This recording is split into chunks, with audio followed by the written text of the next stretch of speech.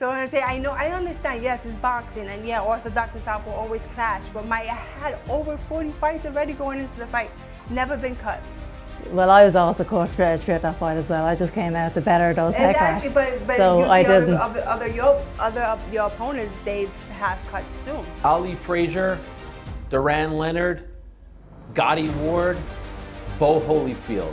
Some of the greatest trilogies in all of boxing. And on Friday, July 11th, live on Netflix at the world's most famous arena, Madison Square Garden, the Mecca, you'll be able to add Taylor Serrano. Yes, Katie Taylor versus Amanda Serrano 3, the greatest rivalry in women's boxing history.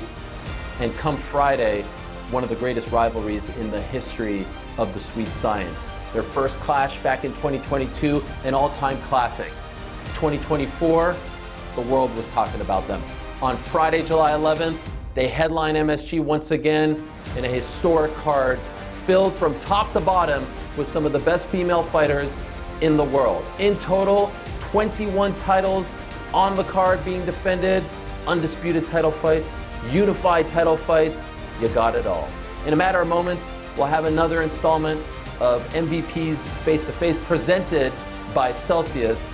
Can't wait to sit down with these two legends.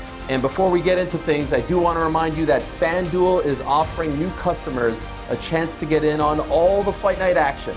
Because right now, new customers can place any $5 bet and get $150 in bonus bets if you win. Just download the FanDuel Sportsbook app and get started.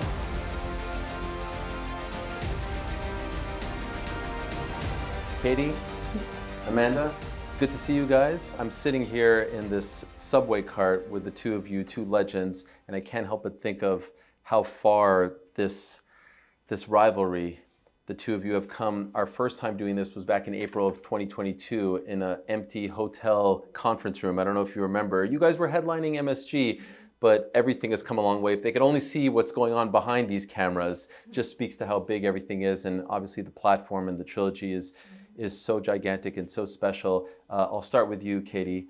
You have said a lot of big things about this fight and about the relationship that you have with Amanda. Now I feel like you have reached a point that only a select few fighters can reach, which is Ali Frazier, forever they will be linked. Gotti Ward, forever they will be linked.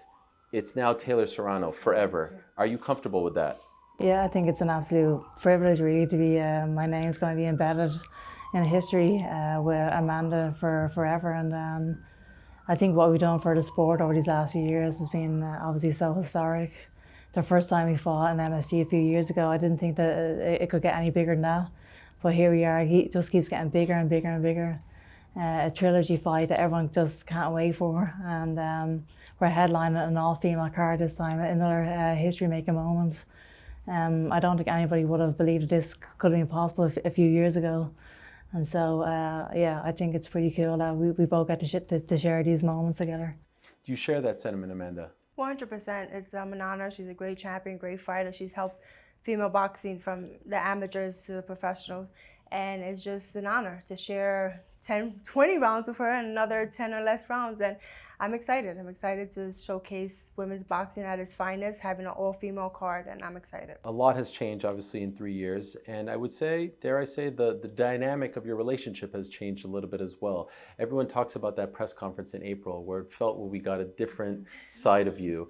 And I went back and listened to it, and I felt like the turning point was when she talked about the rounds, and in particular, the minutes per round, where you essentially said, you don't get to dictate. You know, you're down 2-0, I'm the champ. You don't get to say how many rounds we're fighting for and for how many minutes.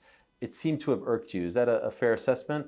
I wouldn't say it irked me. I think there's a time to stay silent and there's a time to speak up. And I'm well able to speak when I want to speak. And I was actually going to stay silent during that time, but you asked me to respond, and so I might as well respond to what was being said. But I feel like that I am the champion, obviously. I've fought her 2 times now. I've beaten her twice before, and I am in the driving seat here. I don't need this fight. I feel like she does, and she's definitely not in a position to dictate, and that's how I feel. I've given up so many champion privileges for this fight. I think Like what? she wanted to be announced second in the ring. That's fine as well. She wanted to be announced to the press conferences second. I don't even know why that's in the contract, but and little stuff like that. I've given up so many of my privileges for this fight. I think this is just business on property when she's not going to get everything her own way, basically. What is your response to that, Amanda? I mean, if she's so-called dictate the fight, she should have not shook my hand and said, we'll do it. But listen, she decided not to do it, and it is what it is. You know, I believe that I won both fights. I feel like I went up 3 divisions to fight for her belts, for her title, and followed her rules and did everything for 2 fights. I felt like my team, MVP, is throwing this show. Can I at least have something? Can I get something out of it? But I mean, and you are getting something out of it. We're having a third fight, and I certainly don't need this fight, like I said. And regardless of whether you think you won the fight or not, the fights or not, I am sitting here 2-0 against you. And regardless of whether you want to hear that or not, that's the reality of it. So it doesn't matter what you think or what the fans think. It only matters what the judges say about those fights. But okay, but you say that you don't need this fight. So why are you fighting this fight? Just because I want. And you also say that I need it more than you. I don't need this fight more than you. Because just to let you know that my team came and approached me and asked me for 3 names to fight in the same event same here, on Netflix. Absolutely. And same who did I choose? I chose Miss Katie Taylor. You know why? Because we make magic in that ring. We fight our best. We go out and we give it our all that night. Absolutely. I said the fans deserve Katie Taylor. Me and exactly. Katie Taylor. Absolutely. So that really, okay, you won. You on paper. You got 2-0. Whatever. That's matters of opinions. But what bothers me is that you keep saying that I need this, that I need your. I would have got paid the same thing with anybody else, but I choose you, and you talk about great. that. Yeah. I would not give you a rematch. I'm giving you this fight, and I don't need to give you this fight. So my team is paying you your biggest payday. Well, I wouldn't say you would have got the same amount of money. But it still would have been a lot. It still would have been a lot more. Still absolutely, so. And likewise for me as well. I'm exactly in the same position you're in. I could have had many big fights out there, but I chose this fight as well. So I'm in the same position that you're in. Because I was going to get paid what I'm getting paid with my promoter, with your promoter. Just to let you know. Yeah. Because thanks to my trainer, Jordan Maldonado, who turned down the first fight for $200,000. We're here today fighting for millions of dollars. Absolutely. And that's because we turned down that amount of money. Yeah. And it's all because of MVP, Jake Paul and Nikisa Badarian, that we're making this type of money. So, and I'm not denying that, though. I'm not denying that. I'm not denying that this is because of Jake Paul and MVP. I'm just saying that I chose this fight as well. And I chose to fight you. But you talk about that I wouldn't give you the rematch. I don't have to take this fight. And I chose you, Katie. The fans deserve this fight. We deserve this fight because we showcasing the best of the best women's boxing at its finest. I think we're on the same page here. We're both saying the same thing. So you did say also in the countdown show that you don't think that if you were down 2-0, that she'd give you the opportunity that you're giving her. You did say that, right? She did say that, but I'm saying, can I ask, why do you feel that way about her? Why do you think that she would not be doing what you're doing for her, which is give her the third fight, even though you're up 2-0? I just don't believe that will be the case. But I'm doing it right now. I didn't have to she is up 2-0, right? Okay, but exactly, she's up 2-0. So why should I fight her again? Would you have given her the same opportunity? 100%. It was in the contract. I had to fight. I had no choice but to fight her. There was a rematch clause? There was a rematch clause. Now she's up. She won the last fight. Why we fighting now? Why we got a trilogy? My team. Because you had to fight. It was there was a rematch clause. The first fight, yes, and this fight, but I didn't have to fight you. I could have fought anybody else for a good amount of money, but I chose you. And I'm saying the same, by the way, Amanda. We're both on the same page here. Do you think that she is a dirty fighter? Your team has accused her of such, right? Do you think that she is a dirty fighter? I know, I understand boxing. Yes, it happens. It happens. Maybe when she gets hit hard, or I don't think she goes to the gym and trains like to we're not taught that in the gym. We're taught to hold if you get hurt, but we're not taught to headbutt. And I'm hoping that her team doesn't teach her that. And I don't think that. Of course but it not. happens. I mean, yeah, it it does happens. happen. But you use it a little more than other people. Do you think so? I think so. That's ridiculous for anybody to think that those headbutts were intentional. That's what happens when a righty fights a lefty.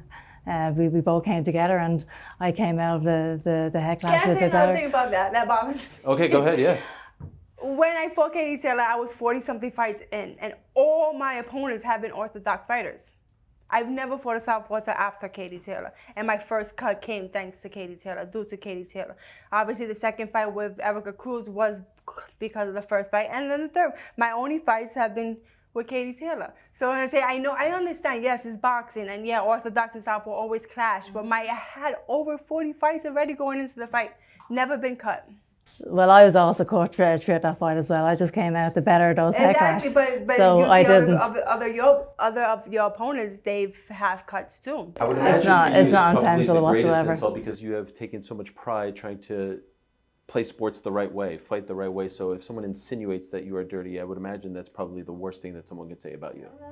I really couldn't care less, Ariel, about what people are saying or whatnot. I think anybody who knows boxing knows that those head clashes were completely accidental. It wasn't intentional whatsoever. So I just happened to come out of the head clashes better. That's just luck, it's just statistics, whatever you may call it, but sometimes that happens in boxing. Are you worried, sometimes when we see a little bit of scar tissue, it will reopen? This is your first fight since. Are you worried about that? Oh, you saw what happened the last fight. I'm a warrior. Blood, sweat, and tears. I'm going to go out there and I'm gonna die in that ring. And the only thing that can happen is my eyes could fall out and the doctor stop it, but there's no stopping me. And it could happen. I'm hoping that it doesn't, but it could happen again. One of the great storylines heading into this third fight is the reunion between you and your father. And he was on the Countdown show and he said something to the effect of he does not believe that Amanda is on your level. You can fight a whole bunch of times and the result will never change. Do you agree with that? Yeah, absolutely. I do agree with that. What do you think of that, Amanda? There's always a reason for everything, right? So there's a reason why her dad is here for the third fight. What do you think that reason is? Maybe deep down inside, she doesn't really feel that she won. I don't know. You want to get the best. I'm sure you've made some tweaks to your camp. 100%, but So that's what according happens. according to you and your Exactly. dynamic with your dad, you had to tweak. really dig deep and push everything aside to bring your dad back in. That's a normal thing, though, Amanda. That's my dad. That's a normal. No, that's 100%. So, But what are you saying? I did change a little bit in my team. Absolutely. But, so why would you think you changed it as well? Because you lost the 2 fights. No. You need to change. No, So I believe I won, but everybody makes tweaks to their each training camp. Everyone wants to improve from their last performance. That's just natural. 100%. So that's why everyone makes I don't think it's tweaks. going to make a difference. I don't think so either. Other than just that's your father, why did you bring him into the fold for this one? Anytime my dad comes to visit me, anytime I visit him, we just hit the gym. That's just a natural thing that we do. So nothing out of the ordinary. That's my dad. I have a great relationship with my dad, and that's where we bond after all these years. Will he be in your corner on Friday? Possibly. Okay. You have disagreed with the judges on both occasions. Do you feel like you need a stoppage so that you don't leave it to any sort of chance? Of course, we always want to, especially me, being that I've gotten on the wrong end of the decision. But listen, I'm putting my full faith and trust in the New York State Athletic Commission to put in the right judges, the right referee, and we'll see. It is what it is.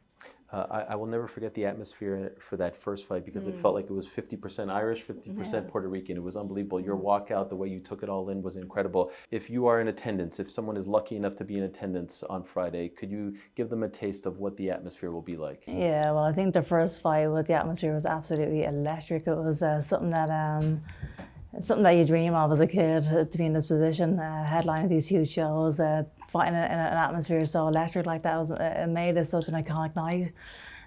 There's one time we couldn't even hear the bell ring, it was so loud. I think when the Irish and the Puerto Ricans get together, it's like a party atmosphere. And I expect the same thing on Friday night as well. This is going to be another electric night, an iconic night, and just an amazing night for women's boxing in general. She often gets asked about how many fights does she have left? Is this the end? All that. I know it really bothers her, right? That one might bother you, right? You probably don't like that one. But you're over 50 fights as well. At some point, this is all going to end. Mm-hmm. Have you started to think about when the end might come? And is it possible a big win on Saturday? You sail off into the sunset? Of course. Listen, it might be possible, or I don't know. Honestly, you think about I don't that? know. I think about it. That's why we have the lifetime contract with MVP, helping all these women grow in the sport, and that's my goal. And I love to help these women to get the recognition, getting the promotion, getting the money that they deserve. So definitely, it's been in the back of my mind. But Katie, can I just tell you one thing? Yeah. Can we please not retire the same year? Because I don't want to share the Hall of Fame with you as well, okay? Can we do that at least? Why not? Wouldn't that be special? Oh, no. Taylor Serrano, you guys are linked. I know, we've been linked. Let her deal with her. Okay, let me so deal you with can my coordinate Hall of Fame. You don't want to share the platform with me? No, I love you, Katie. We've made history together, but let's not do that together as well. You enjoy your night, I enjoy mine. Yeah. We need something separate, don't we? Yes, Is 100%. there a chance with a win you walk off on Friday? I don't know. I just take it one fight at a time. I feel great right now. I feel fit and sharp, and but yeah, you can ask me that after Friday night. Sure. Do you know? I'm not asking you to tell me the answer, but do you have the answer to that question in your mind? Have you talked about it with your team, or you don't even go there? Not really. I don't think it's good to be thinking about retirement just before another big night. I think that's the decision that you make after each fight and after each performance. But I'm 39 years of age now. I know that I'm at the end of my career, but I just happen to feel good right now, and so I'm just focused on a Friday night's performance. What's so special about your dynamic is on April 30th, 2022, you made history. First time two females headlined MSG, right? That was great in its own right, and the fight delivered. Then you stole the show in November of 2024. You, with all due respect to Jake and Mike, you guys stole the show. Now you are the show, and you're bringing a whole bunch of friends with you, the whole card. and that to me is legacy, right? And so for you being a part of MVP and seeing the women that they've signed as of late and the commitment to women's boxing, what has this all meant to you? Man, it means everything. You know, Nikisa Badari and Jake Paul, MVP, that's MVP. They wanted to sign me. They put me on their show. I showcase good skills, and I can sell, and I can do a lot. So I motivated them and to sign more girls. And now we're at an age where, a time where female boxing is growing, and it's great. We have great champions coming from the amateurs, Olympians, and I am super proud to be a female boxer, super proud to see all these great talent coming into the sport, and to have a handful of these beautiful ladies coming out to showcase their skills on Netflix at MSG can be the proudest moment in my career. That's what makes me happy. That's what fulfills my legacy. You know, I really don't care too much about what I've done as a fighter, but what I can help do for other women, that's my happiest moment, and I'm super proud. Respect. It's very hot in here. So I'm just going to have a bit of a drink right here. Yes. And wouldn't you know it, time now for the Celsius Essential question. If I could open this, I'm sweating so much, I can't even open the damn thing. Oh, here it is. It's so refreshing. Wow, we're all going to drink. And this is the Celsius Essential question. It's all very natural. Shout out. Thank you. Cheers to you, Katie. Cheers, wow, cheers. Cheers, Amanda. See, look, we're all friends. This is great. How do you win on Friday? What's the official prediction, the official Katie Taylor prediction? Well, I plan on going 3-0 on Friday night, and that's all I'm going to say, 3-0. Do you feel like you need a stoppage to quiet everything? And I know you're going to tell me you don't care about what anyone says, but it does feel nice when you can shut people up, right, from time to time? Yeah, I mean, it's obviously nice to get a stoppage, but regardless of how the fight is won, I'm very confident of stepping into the ring on July 11th and coming out with another victory. Your official prediction, Amanda? Well, officially a win on Yes. paper. Listen, 2 is better than 1, Katie. So I'll walk away with that one. But it's gonna be a great night for the fans. We're gonna put our all out there like always. I think this is the last chapter for me and Katie, going out there, giving everything I have to go out there and become victorious. My hand raised on paper, 10 rounds or less. Pacquiao and Marquez fought 4 times. If you win, are we doing this a 4th time? I don't know. No? You're done? You're tired of each other? Okay, I'm like, ever since even before we fought the first time, I was like, I am so done with Katie Taylor. And we've always been attached from the very beginning when she turned pro. When she turned pro, I was already multiple division world champion, and it was always, Katie. But that's what I'm saying. Thanks to Katie, a lot of people were recognizing women boxing, and they were always, oh, would you fight Katie? Would you fight Katie? At that time, I wasn't in her weight division. Well, I'm still not in her weight division, but we were always being compared and asked. And then, like, now it's like a never-ending story between both of us. Well, it is a great privilege, honestly, a true honor to be sitting next to you two and to watch each and every one of the fights. And I cannot wait for Friday night live at the Mecca, the world's most famous arena, where it all started a little over 3 years ago. One last time, you heard it here. We're not doing it for a 4th time. This is it. One night only, the final dance. Katie Taylor, Amanda Serrano 3. Thank you so much. Thank you so much, and good luck to you both. Thank you. Thanks. And by the way, before we go, a reminder that Event Ticket Center is the official secondary ticketing and resale marketplace for MVP. There are still limited tickets available for this epic fight. Grab your tickets now at eventticketcenter.com.